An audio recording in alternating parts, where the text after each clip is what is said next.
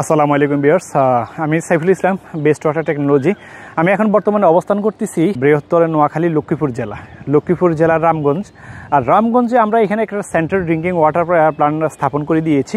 ওই যে রুমটা দেখতেছেন না, এই রুমের ভিতরে একটা ওয়াটার ট্রিটমেন্ট প্ল্যান্ট আমরা স্থাপন করে দিয়েছি। এখানে বহুতল একটা ভবনের ছাদের মধ্যে আমরা আছি। এটা একটা এটা হচ্ছে একটা মাদ্রাসা।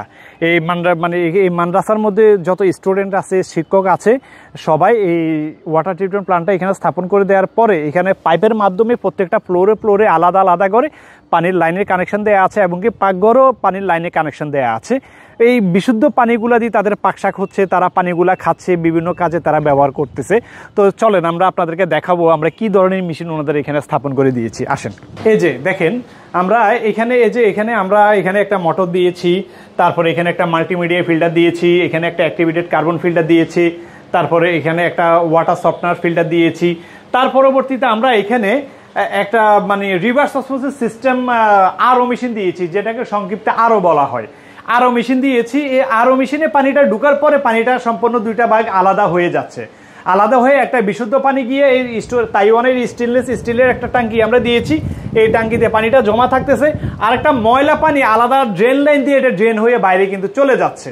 তো এখানে হচ্ছে গিয়ে পানিটাকে সে 100% বিশুদ্ধ করতেছে। পানির সাথে থাকা যত ধরনের ব্যাকটেরিয়া, ভাইরাস, জৈব পদার্থ আছে, আয়রন, যত কিছু ধরনের ময়লা আছে সম্পূর্ণ সে কি করতেছে, আলাদা করে ফেলে দিচ্ছে।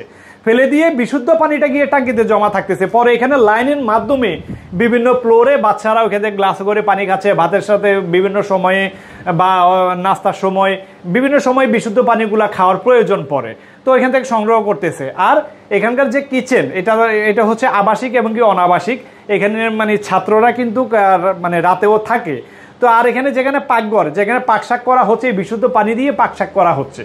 এই সেন্টার ট্রিটমেন্ট প্ল্যান্টটা বসা দেওয়ার কারণে একটা সুবিধা হচ্ছে কি, বাচ্চারা সুস্থ থাকতেছে, পানির কারণে বাচ্চাদের পেট খারাপ হচ্ছে না, শরীর স্বাস্থ্য ভালো থাকতেছে, প্রত্যেকটা তরকারির কালারও আসতেছে এবং টেস্টও বাড়তেছে। টোটালি স্বাস্থ্যসম্মত একটা ওয়াটার প্ল্যান্টের ব্যবস্থা ওনারা করেছে। তো এই প্রতিষ্ঠানটা হচ্ছে তুরস্কের অর্থায়নে নির্মিত এবং কি সারা বাংলাদেশে ওনাদের আরও দুইটা ওনাদের আছে, প্রজেক্ট আছে। এইভাবে আরও দুইটা ওনাদের শাখা আছে। ওই শাখাগুলো তো আমরা ওয়াটার প্ল্যান্ট দিয়েছি। ওনাদের ঝিনাইদহ, শৈলকুপাতে আমরা দিয়েছি, ওনাদের টাঙ্গাইলেও আমরা একটা ওয়াটার প্ল্যান্ট দিয়েছি। তো দর্শক, এইভাবে আমরা এই সারা বাংলাদেশে সেন্ট্রাল ড্রিঙ্কিং ওয়াটার প্ল্যান্টগুলো আমরা স্থাপন করে দিয়ে থাকি।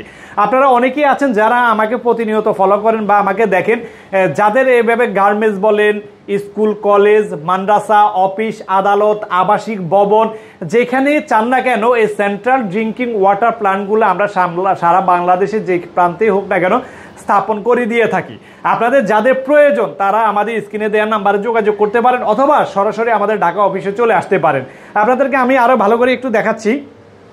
এই যে দেখেন, এটা হচ্ছে রিভার্স অসমোসিস সিস্টেম আরও। এটা ঘন্টায় 600 লিটার পানি পরিশোধন করবে। 600 লিটার পানি পরিশোধন করে এই স্টোরেজ ট্যাঙ্কিতে গিয়ে জমা রাখতেছে। আপনারা দেখতে পাচ্ছেন। তো এভাবে এই ওয়াটার প্ল্যান্টগুলো আমরা সারা বাংলাদেশে স্থাপন করে দিয়ে থাকি।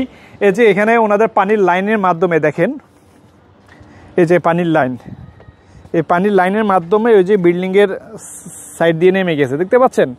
এই বিল্ডিংয়ের সাইড দিয়ে নেমে বিভিন্ন ফ্লোরে চলে গেছে।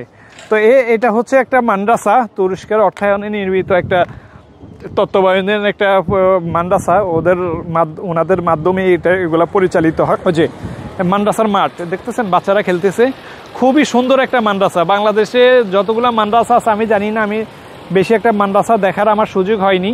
তবে এই মাদ্রাসাটা অত্যন্ত অত্যাধুনিক, আধুনিক সমস্ত সুযোগ সুবিধা রেখে তারপরে ওনারা এই মাদ্রাসা নির্মাণ করছে। এই যে বাচ্চারা কিন্তু ফুটবল খেলতেছে। তো আমরা এই ছাদের মধ্যে এই প্ল্যান্টটা স্থাপন করে দিয়েছি। ওই উপরের ট্যাঙ্কি দেখতেছেন, ওইখানে গিয়ে নিচ থেকে গিয়ে পানিটা জমা থাকতেছে।